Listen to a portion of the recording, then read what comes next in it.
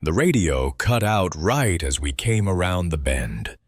One minute Sarah was singing along to one of her road trip playlists, and the next it was nothing but static, low and scratchy, like it had been playing too close to something it shouldn't. I glanced at her, thinking she might laugh or say something, but she was already reaching for the dial, eyes squinting as she fiddled with it. That's when I saw the car. It was positioned halfway across the road, like it had been set there on purpose, hazard lights blinking steady orange against the trees. There was a man standing next to it, waving both arms over his head. I felt my foot lift off the gas. Let me know where you're listening from tonight, and if you've ever had to trust your gut in the middle of nowhere. And if these stories help pass the quiet hours, consider subscribing so you don't miss the next one. My name's Dana Ellis. I was 37 at the time, living in Denver, and working a full-time analytics job, while Sarah, my girlfriend, then was at a startup that had her putting in 60-hour weeks. We'd been talking about getting away for months, and that October we finally carved out a long weekend for just the two of us. The plan was simple: pack up the Civic, head into the mountains, stay in a little cabin outside Aspen. No cell service, no emails, just air and pine trees, and space to remember what life felt like before everything got so fast. We left later than we wanted to. One of Sarah's servers had gone down and she needed to fix it before we could leave. That put us on Highway 82 right around dusk, winding through those steep Colorado switchbacks just as the sun dipped behind the peaks. I remember the colors: deep golds and bruised reds in the trees, with shadows stretching long across the asphalt. Sarah had the window cracked just enough to let in the cold air. We passed a few deer, a rusted camper, some pull-offs that looked like they hadn't been used in years.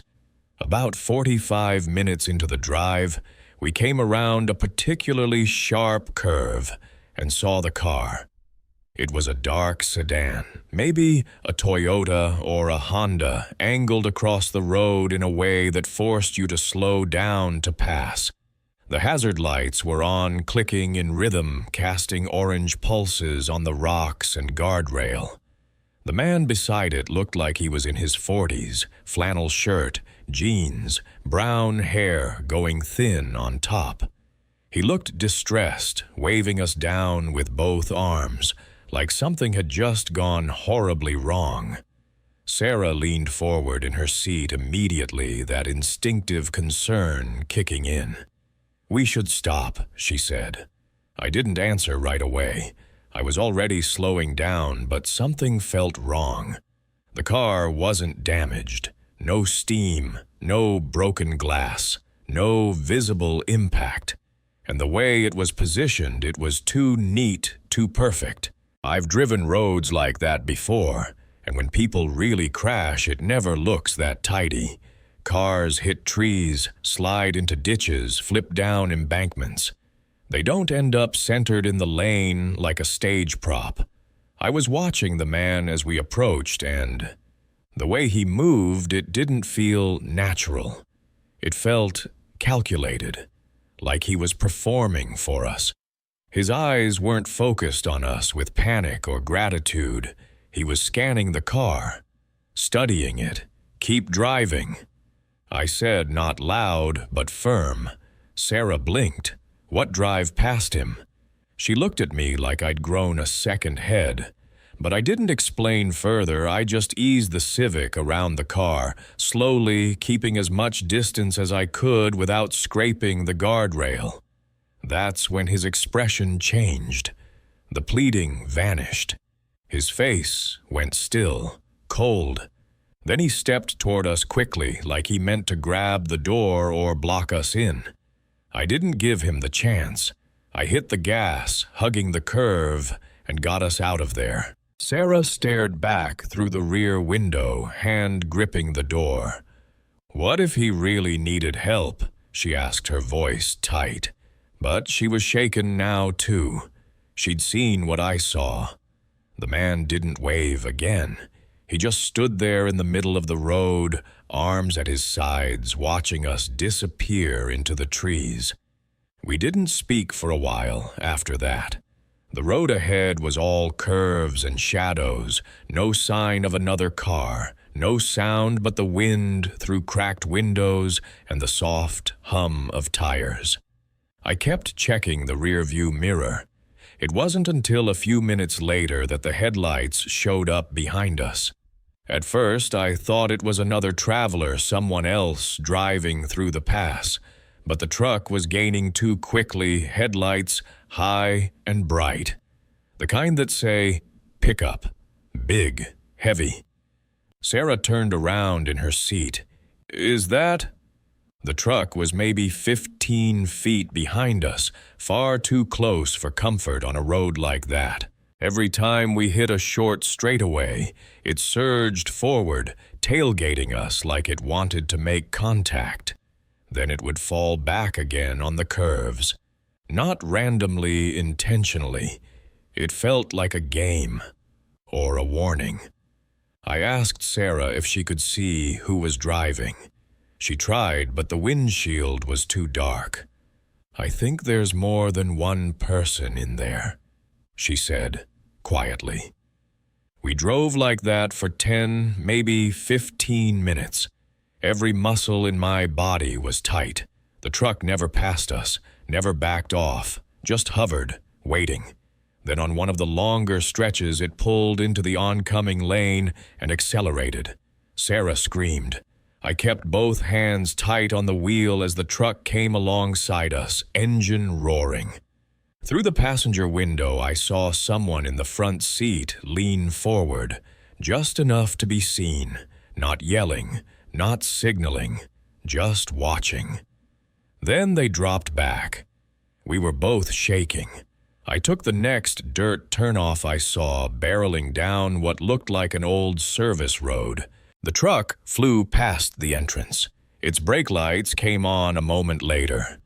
We hit every rut on that road. Rocks pinged against the undercarriage. Branches scraped the sides. I thought for sure we'd get stuck. But just as the road curved left, a light came into view. A cabin. Small wooden with a single bulb lit by the door. I didn't think I pulled right up and laid on the horn. The truck appeared at the edge of the clearing a few seconds later. Then it stopped. The door to the cabin opened, and out stepped an older man in a robe holding a shotgun. His hair was white and wild, and his face looked carved from years of wind and sun. "What the hell's going on?" he shouted, stepping down into the dirt. I rolled down my window. "They've been following us for miles," I said. "Please." The man didn't hesitate. He raised the shotgun and pointed it at the truck. "Private property," he called out. "You've got 10 seconds to turn around." Silence. Then slowly the truck reversed. Headlights vanished into the trees. The man introduced himself as Frank, retired ranger, been living up there 20 years. Said we weren't the first to show up scared like that. They stage accidents, he told us later, shaking his head. Been happening for years. You did the right thing not stopping. We stayed the night on his couch. Frank let us call the police on his landline. The sedan turned out to be stolen. The people in the truck were never found. We made it to our rental the next day, but left early. We haven't driven that route again since. And now every time we pass a car on the shoulder of the road, we call it in. But we don't stop.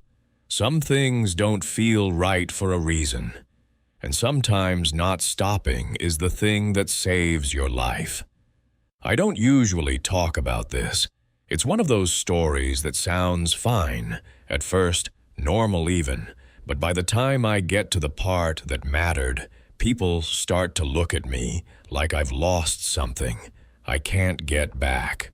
In the fall of 2014, I was part of a wildlife research team tracking caribou migration across the Yukon-Alaska border.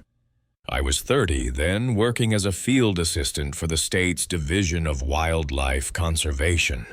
Most of the work was data entry, aerial collaring, and mapping heat signatures from a small twin-engine plane out of Fort Yukon. It was long hours, cold mornings, and a lot of patience, but I loved it. Back then, I thought the worst thing you could lose in the field was a signal or a glove. We had tagged 43 caribou earlier that season, with GPS collars, small devices clamped around their necks that pinged their location every 10 minutes.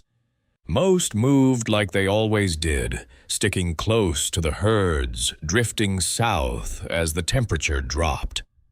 But around mid-October, something changed. I remember that morning well. It was still dark at 8:00 a.m., barely any light edging over the treetops. The others were inside the cabin eating cold cereal, and I was out by the shed scraping frost off the drone case. The frost was thicker than usual, not powdery. It clung like tiny scales of glass. That was the first morning I noticed the air felt still. Not quiet in the peaceful sense, but like something had pressed pause on the wind. Inside, Dr. Harrow was hunched over the data terminal tapping through coordinates. I looked over his shoulder and saw a cluster of red X's blinking along the boundary line. Places where the signal had gone dead. Not intermittent. Dead. The collars had stopped transmitting within a 20-mile radius over the course of just 3 hours the night before. That wasn't normal. Collars fail, sure, but not in batches. And not like that. We loaded up the drone and flew the grid ourselves. Kyle was the one operating the thermal camera, sitting cross-legged in the snow beside the antenna mast. He was 23, newer to fieldwork, and always joking too much when he was nervous. That day, he didn't say a word. About 15 minutes into the scan, we picked up heat signatures, 7 of them moving through the forest near the frozen riverbed. At first, I assumed they were caribou. But then Kyle adjusted the lens focus, and the shapes came into view on the monitor. They weren't animals. They moved upright in unison with a kind of strange, practiced rhythm. Their heat signatures weren't shaped like human bodies exactly, but close enough to send a ripple of discomfort through my chest. The movement was too deliberate. Every few seconds, all 7 would pause at the same time, stand still, then continue again like they were waiting for each other. No stragglers, no deviation, just smooth, synchronized progression through the trees. Could be hikers, Harrow said, though his voice sounded thin when he said it. In -5, I asked, off trail. We watched them until they moved out of frame. Kyle kept the drone hovering for a minute longer, then pivoted back toward the original grid. We didn't talk much the rest of that scan. Just logged the heat data, marked the collar dead zones, and packed it all up before sundown. That night, the signal loss spread. 10 more collars went offline by morning. No malfunction notices, no battery dropouts, just silence. The third day, one of our collars pinged again, briefly. For 22 seconds, it showed up near the base of a rocky slope west of the river. The next morning, we hiked out to check it. The trail in was steep with fallen trees and icy moss that crunched underfoot like bones cracking. We split into pairs, me and Kyle on one ridge, Harrow and Davis on another. The sun never really broke through the clouds that day. Just a dull silver light, the kind that flattens everything and makes shadows look like stains. Kyle was ahead of me when he stopped suddenly and pointed. At the base of the slope, next to the riverbank, someone had arranged a pair of boots, side by side, laces tied neatly. No footprints leading to or from them, just the boots sitting there in the snow like someone had disappeared straight up into the air. I recognized the boots. They belonged to Harrow's previous assistant, Luis, who had quit 3 weeks earlier after a personal emergency. I'd helped pack his gear. He'd worn those boots every day. We radioed Harrow, but his line crackled with static. Kyle picked up the GPS collar signal again, weak but steady, about 15 yards uphill. We climbed up together, stepping carefully. The snow was patchy up there with gravel and brittle branches poking through. The collar was buried 6 inches deep in a soft patch of dirt. No signs of struggle, no carcass, no blood. Just the collar half exposed as if someone had dug a hole, dropped it in, and loosely covered it again. That night, Kyle wouldn't talk. He just sat by the window staring out at the tree line with a look I couldn't read. At one point, he muttered something about them watching in patterns, but when I asked what he meant, he shook his head and went to bed early. By the 4th morning, Kyle was gone. He'd taken his coat and boots, but not his bag, not his radio, not even his gloves. No note. Just vanished sometime between 2:00 and 4:30 a.m., according to Harrow, who heard the cabin door creak open in the dark but didn't get up to check. We searched for 6 hours that day, me, Harrow, and Davis. No fresh tracks in the snow, no dropped items. No prints leading into the forest. It was like Kyle had evaporated. Late that afternoon, I walked back down to the river slope where we'd found the boots. I don't know why. Something in me needed to see it again.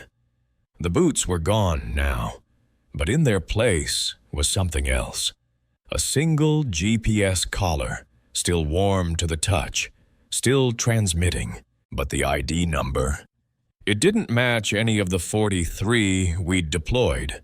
I checked the database 3 times. No match. Harrow said it must have been a mislabeled spare, that maybe Kyle dropped it as a prank. But the look in his eyes said he didn't believe that. None of us did. 2 days later, the last of the collars went dark, and I put in for reassignment the following week. I still work in field biology, mostly wetlands now far from the tundra. But every so often I'll wake up in the middle of the night and see those 7 figures moving in my mind, pausing together, turning together, waiting for something I never got close enough to understand. Sometimes I wonder what Kyle saw when he stepped out of the cabin that night, and whether he stepped at all, or simply answered something that had been waiting in the trees.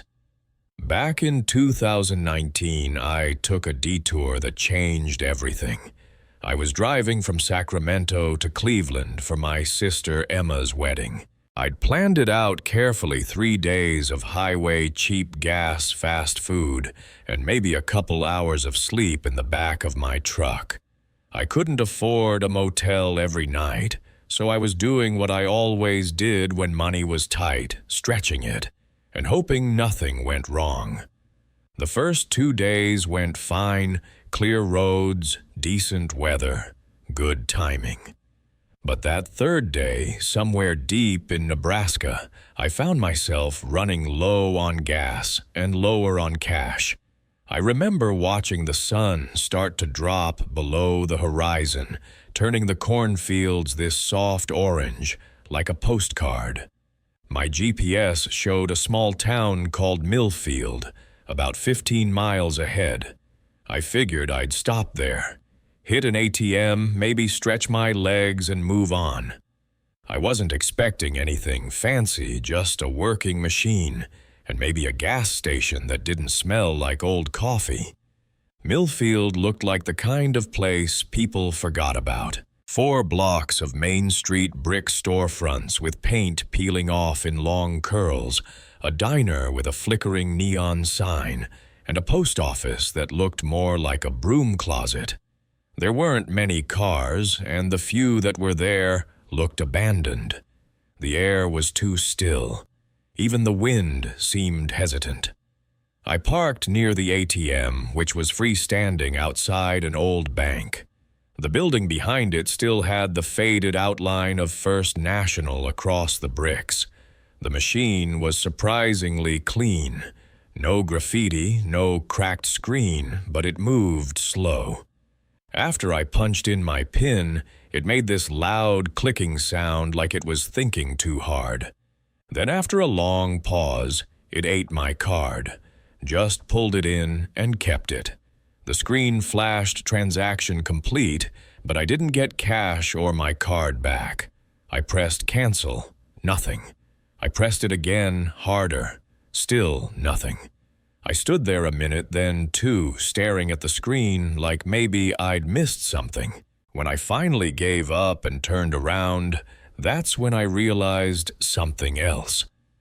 The town was watching me. Not directly. There weren't people in the street or on the sidewalks, but every house I passed had curtains that shifted just a little, like someone had stepped back from the window the moment I looked up. At first I thought I was imagining it. Then I paid attention. House after house, window after window. Just the barest flicker of movement. I tried knocking at the diner. The neon sign still said open, but the door was locked.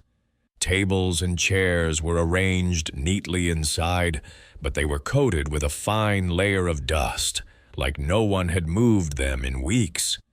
The hardware store, 2 doors down, was the same, lights on, but no one inside.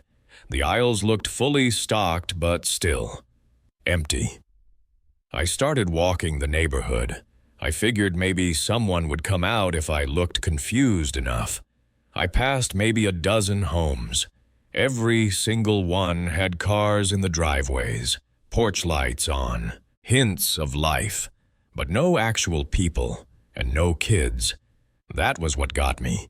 No bikes in the yard, no toys on the lawn, no laughter in the air. Just absence. Eventually, I picked a house and knocked. Small place with white siding and a red door. The porch light flickered on and off in an irregular pattern, and something about it made my stomach feel tight. I knocked 3 times and called out. Nothing. I knocked again, louder. I could hear movement inside, something shifting on old wood floors, but no one came to the door. I rang the bell. No sound. I gave up and went back to my truck. That's when I noticed the weirdest part. The truck was dead, completely. No click, no lights, not even the dome light when I opened the door. The engine had been fine when I parked. Now it was like the battery had been pulled. I opened the hood, hoping it was something simple, but I'm not a mechanic. Everything looked normal. No disconnected cables, no smoke, nothing obviously wrong. I was leaning over the engine when I heard the footsteps. Slow, heavy, measured, coming up behind me on the pavement. I turned, and there he was, a man maybe in his 60s, standing 10 feet away. Jeans, flannel shirt, pale blue eyes. His face was deeply lined, and his hands hung loosely at his sides. He hadn't made a sound until the very last few steps. "Hey," I said, "sorry to bother you, but the ATM took my card and now my truck won't start." He didn't answer right away, just looked at me. Then he tilted his head like he was trying to hear something far away. Still no expression, still no blinking. I tried again. "Do you know if there's anyone in town I can call a mechanic?" That's when he smiled. Not the kind of smile you give someone who needs help. It didn't touch his eyes. Just a wide, slow curl of the lips. Then he reached into his pocket and pulled something out. My debit card. The one the ATM had swallowed. He held it out, no explanation, no words. I hesitated for a second, then took it. The moment my fingers touched the plastic, my truck roared to life behind me. Lights, engine, everything like it had never been dead at all. I spun around, startled, then turned back to ask the man how he... But he was gone. Gone. No footsteps, no movement, just silence. I called out, walked up and down the block, looked behind the houses, no sign of him. I didn't wait. I jumped in the truck, threw it in gear, and didn't stop until I hit the interstate. Even now, I don't know what Millfield was. I looked it up later, found one blurry satellite photo, no website, no real records. The GPS still shows a town there, but I've never met anyone who's heard of it. All I know is this: the town had lights. It had houses. It had movement behind every window. But the moment I arrived, it felt like I was the only one who was real. And whatever let me leave did so on purpose. I've been driving big rigs for over 15 years, and for most of that time, I'd have told you I didn't believe in anything I couldn't see in my mirrors. I've slept in rest stops with no lights, driven through whiteouts in Idaho, heard plenty of stories passed around on CB. You learn to shrug most of it off. But something happened to me just outside Eugene, Oregon, that I haven't been able to forget. Not because it was loud or violent or even particularly dramatic, but because it didn't feel like a story. It felt like something that wasn't supposed to happen, and yet it did.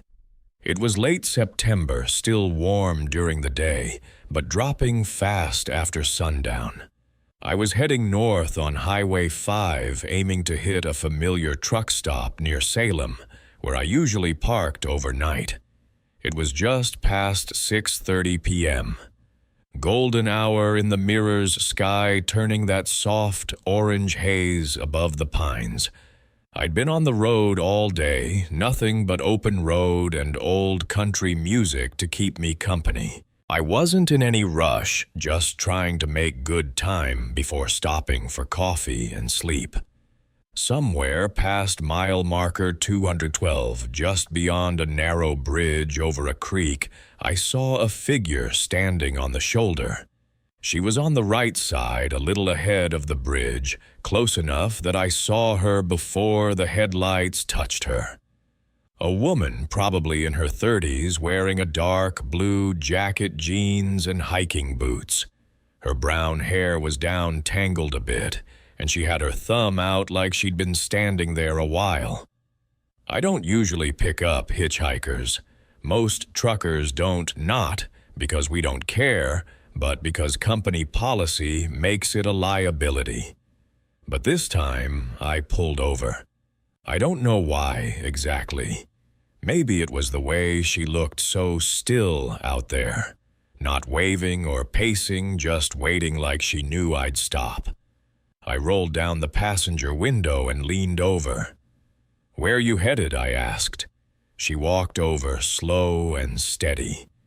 Didn't speak, just nodded when I mentioned heading north. I told her I could take her to the gas station near the exit up ahead. She climbed up into the cab without a sound, settling into the seat without even a creak.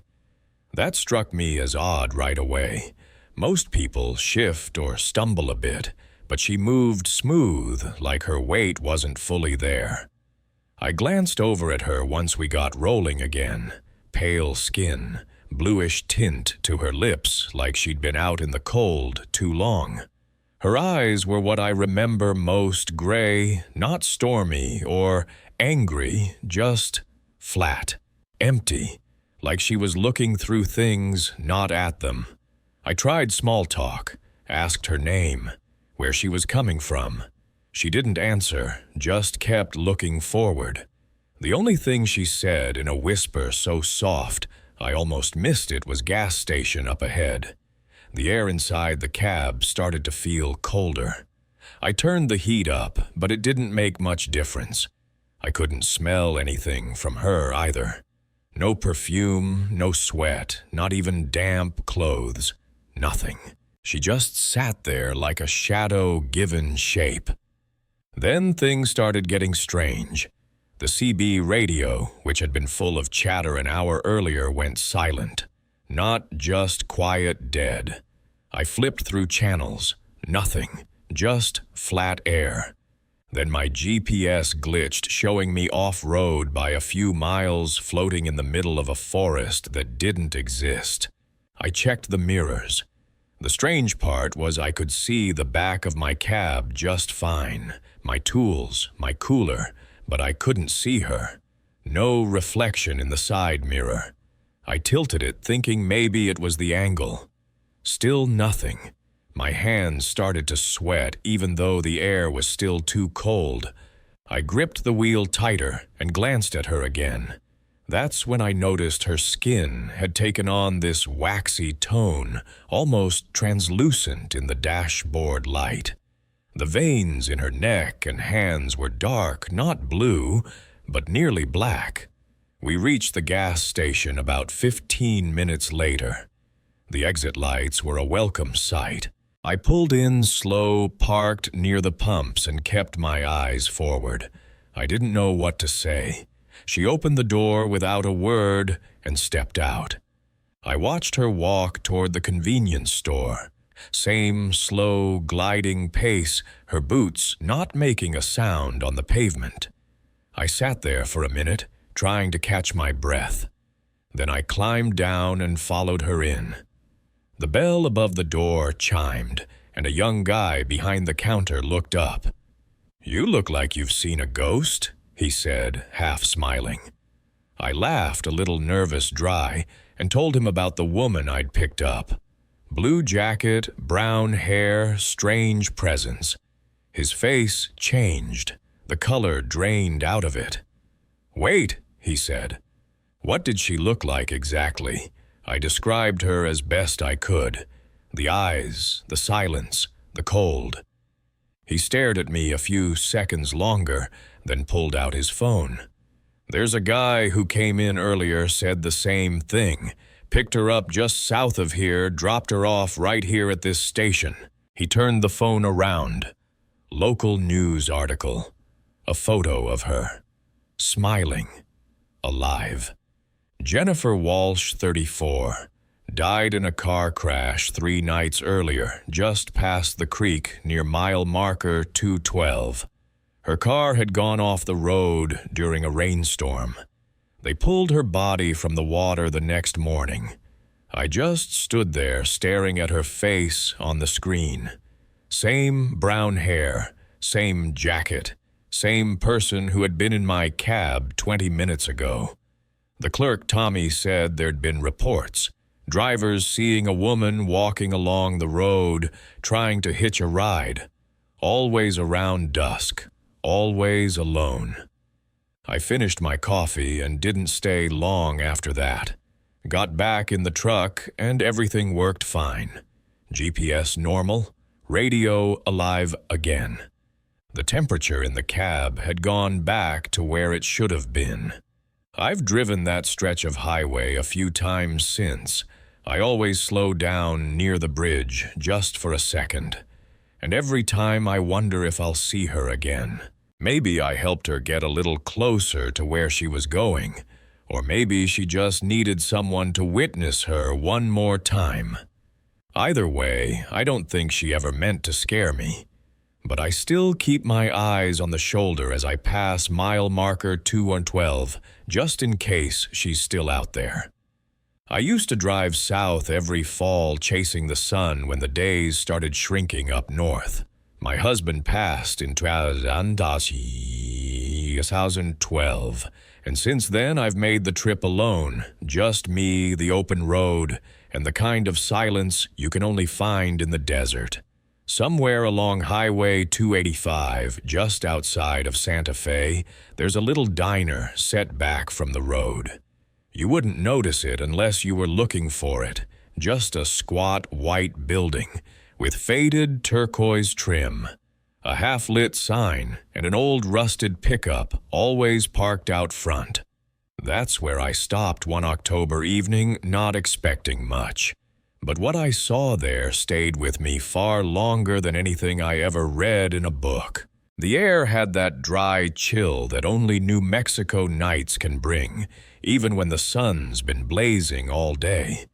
I pulled in around 7:30, figuring I'd grab a slice of pie, maybe refill my thermos. The diner looked like it hadn't changed since 1972.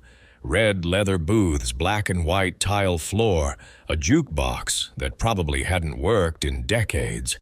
There were no other cars out front, just the old pickup. I assumed it belonged to the cook or the waitress. Inside, it smelled like bacon grease and burnt coffee. The lights flickered a little, that soft, humming buzz of old fluorescence. A woman named June nametag, pinned crooked, greeted me with a nod. Mid-60s, thin as a rail, wore her gray hair in a loose braid and called me hon like she'd known me forever. I sat near the window, but something told me not to take the booth in the back. Booth 6. It was the only one with the blinds drawn shut. The cook Hank peeked his head out from the kitchen.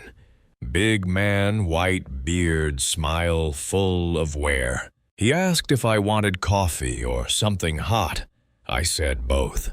June brought me a chipped ceramic mug and a menu so thin it didn't have staples, just 2 laminated sheets held together with a paper clip. She told me they closed at 9, but I was welcome to stay till then. I started to relax, maybe even doze a little, when the door creaked open behind me. I didn't hear a car, didn't hear boots on gravel, just the soft whine of the hinges and the jingle of the bell. A man came in, average height, clean clothes, brown corduroy jacket, dark pants. He walked slow, like every step was measured. He didn't speak, didn't look at me, didn't look at June. He just walked straight to booth 6 and slid into the seat with his back to the blinds. June didn't blink. She poured coffee into a fresh mug and set it on a tray with a slice of lemon pie, then brought it over to him without a word.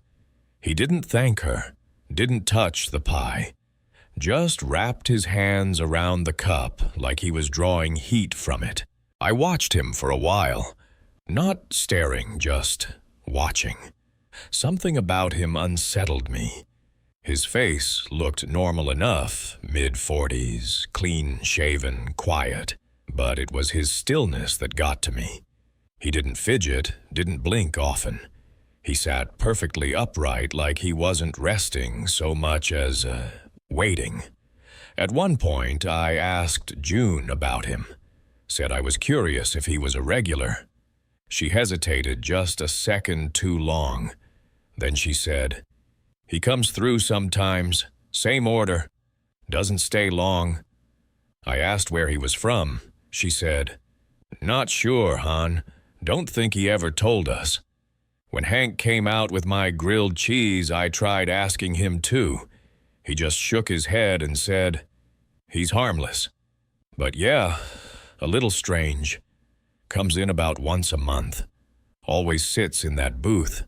Always that time of night."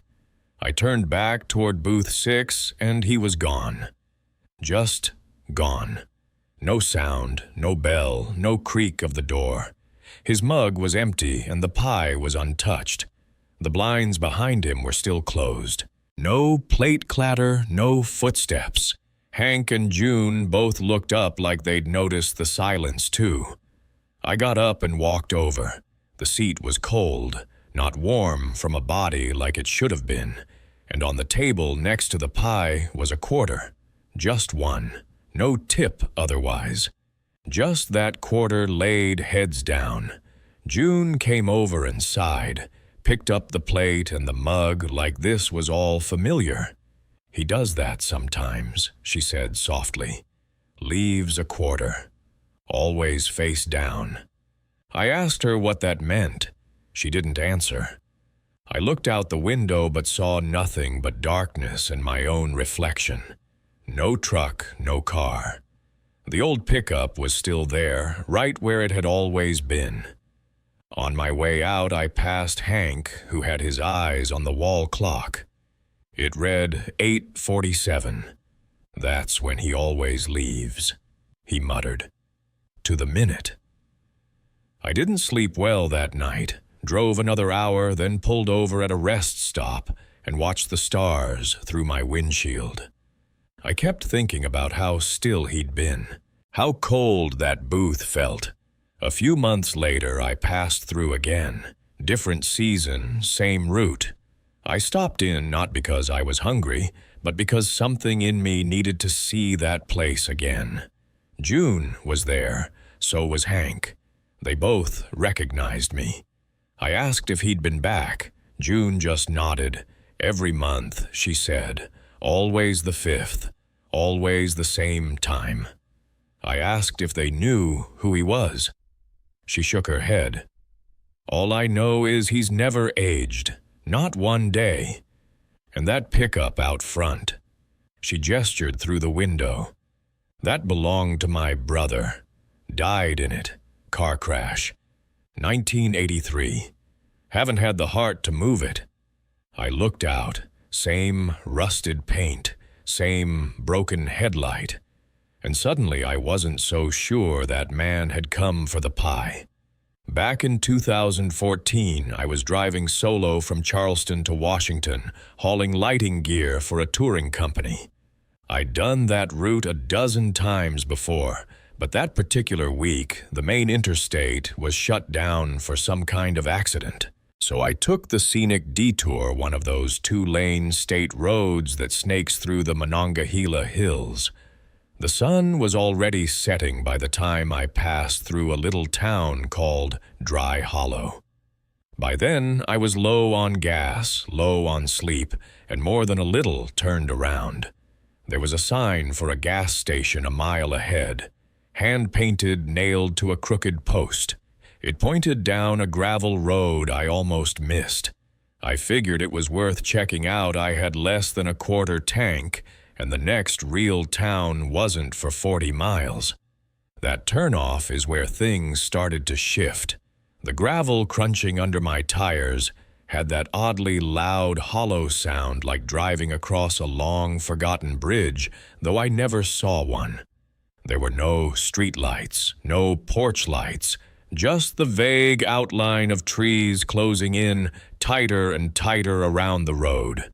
Eventually, I saw it, an old gas station with a flat roof and a single working overhead light that flickered like a bad signal. The building was more faded wood than paint, and the front window was covered in hand-written signs advertising motor oil and beef jerky. The pumps were old style, the kind with manual rollers that clicked when you turned them on. But when I stepped out of the truck, I noticed something odd. The station was humming. Not the lights, not the freezer or the pumps. The whole place had this quiet, vibrating hum like a distant generator you couldn't quite locate.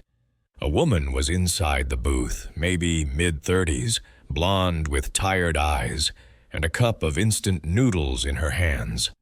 Her name tag said Beth. She looked up like she wasn't sure if she should be surprised to see me or not.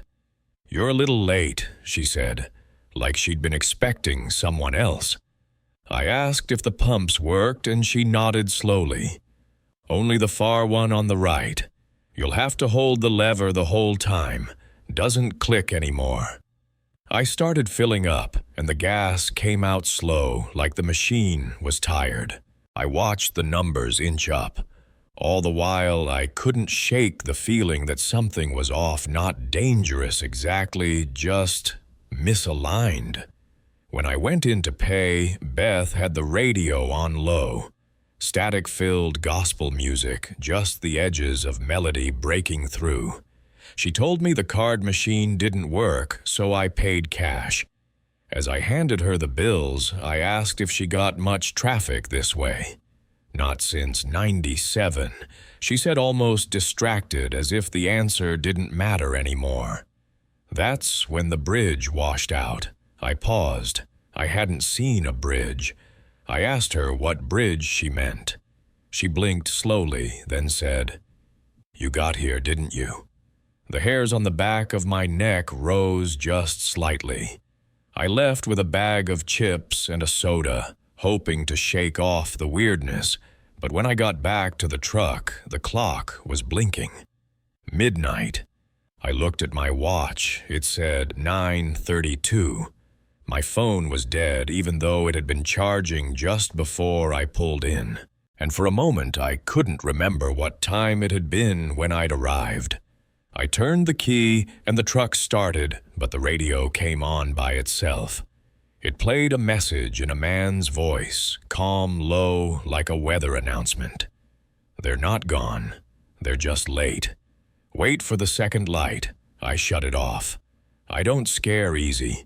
I've worked venues with faulty rigging, slept in trucks outside seedy bars, seen power lines spark inches from my face. But something about that voice, how it didn't sound like a recording, made my skin go cold. I pulled out quick. Gravel spat behind me. The forest swallowed the road again. Only this time, something felt different. Like the trees weren't in the same place. I swear the turns were sharper, the ground more uneven, and there were no signs at all. Just darkness, no moon, no stars. I kept driving, following what I hoped was the right direction. After 10 minutes, I saw another light in the distance. Relief hit me like a wave. I figured it was the main highway, but when I got closer, I realized it was the same gas station, same flickering light, same crooked pumps, same humming.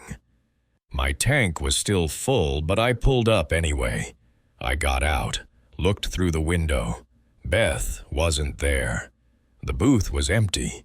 Just the noodle cup on the counter, steam still curling from it. I knocked, then pushed the door open. It wasn't locked.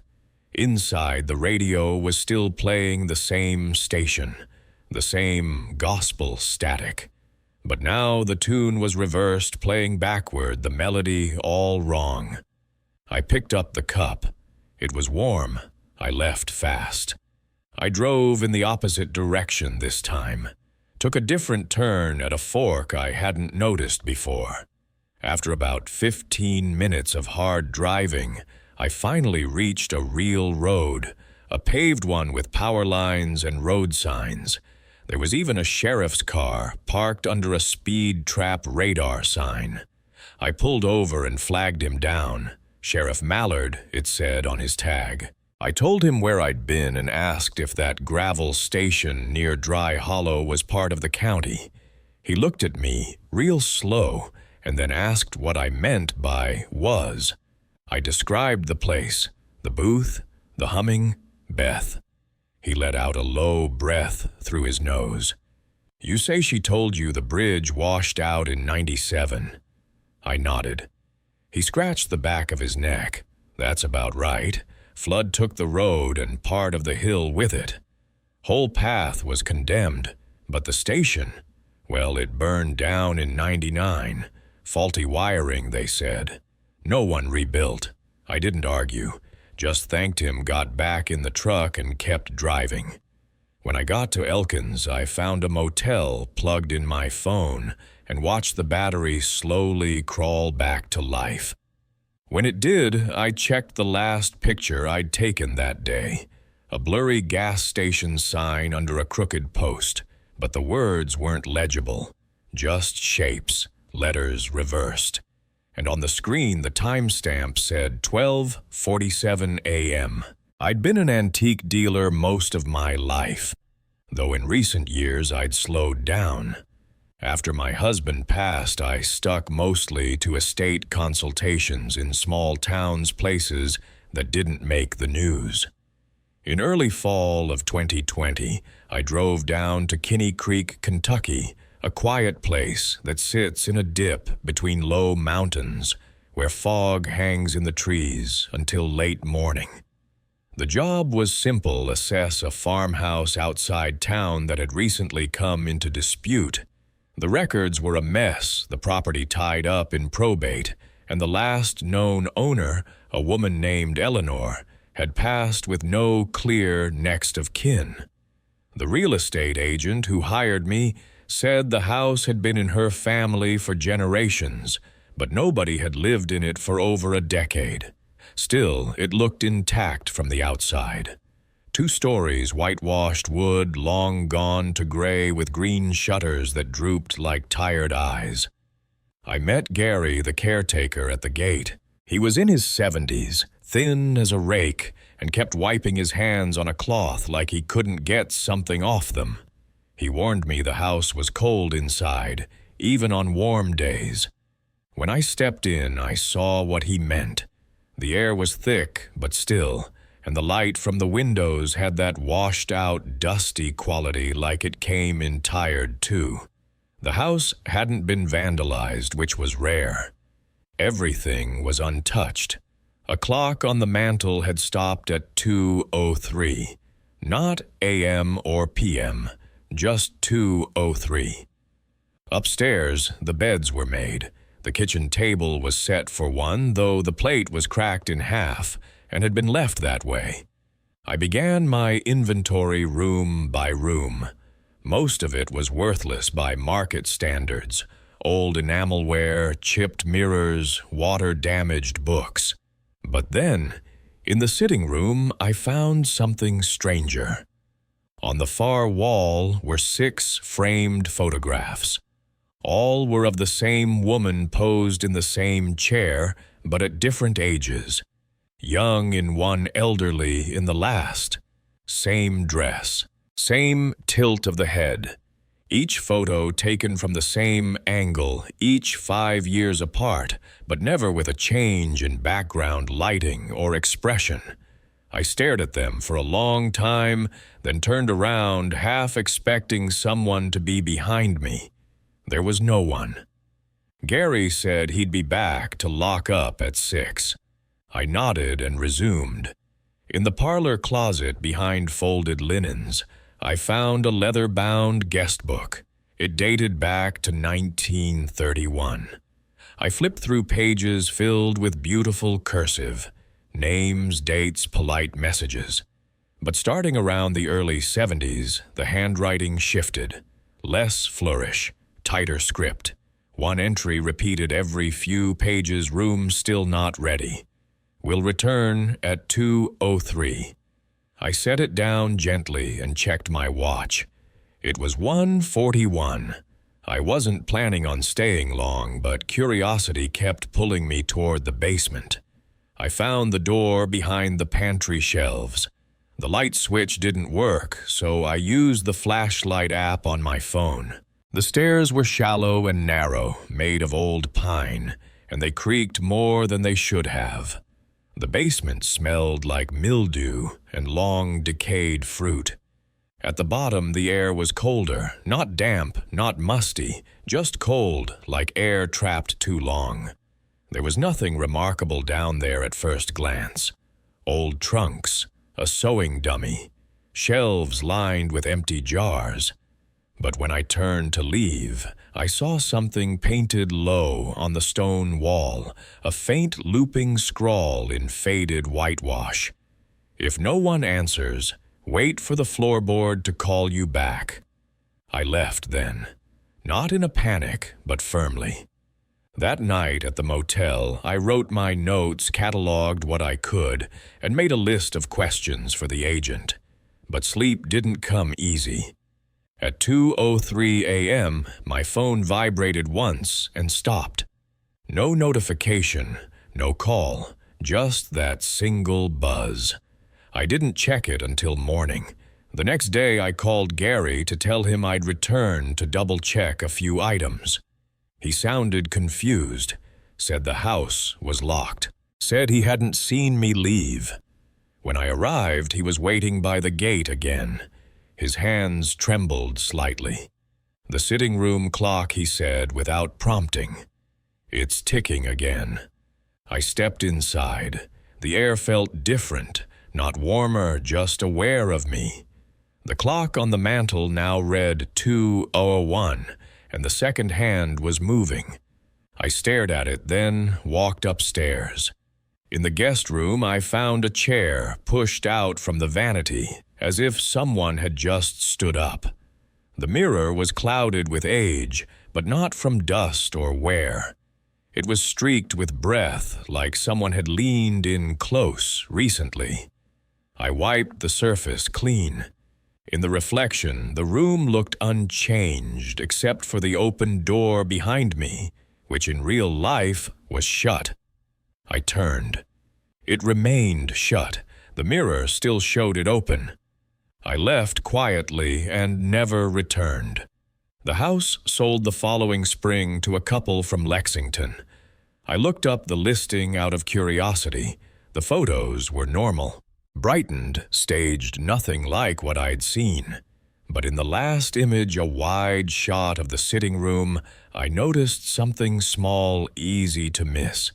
In the mirror over the mantel, there was a figure. Not detailed, just the shape of a woman sitting in a chair that wasn't there anymore. I've spent most of my life around forgotten places, the kind people drive past without a glance. Stores with dust on the windows, houses with vines in the eaves, hotels where the front desk hasn't been touched in years. These stories, all of them, come from those corners, places that never made the news, places where something quiet lingers. Not always evil, not always explainable, but always present.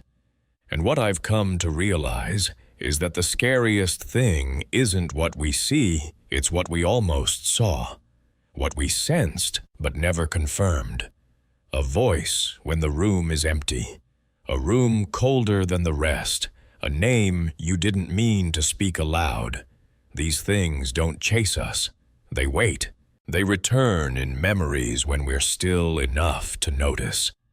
Whether it was a truck stop, a cabin, a quiet house, down a dead-end road, all of them shared that same feeling. As if the space itself had been watching, holding something, waiting for the next person to understand its shape. And if you've ever paused in a doorway or turned off a hallway light and felt that pause in your chest, you already know what I mean. Thank you for staying with me through the night. If these stories sat with you in that quiet space before sleep, I hope you'll consider subscribing, sharing with someone who listens like you do, and leaving a comment. And tell me, have you ever seen something in a reflection that wasn't behind you? Good night and sleep safe.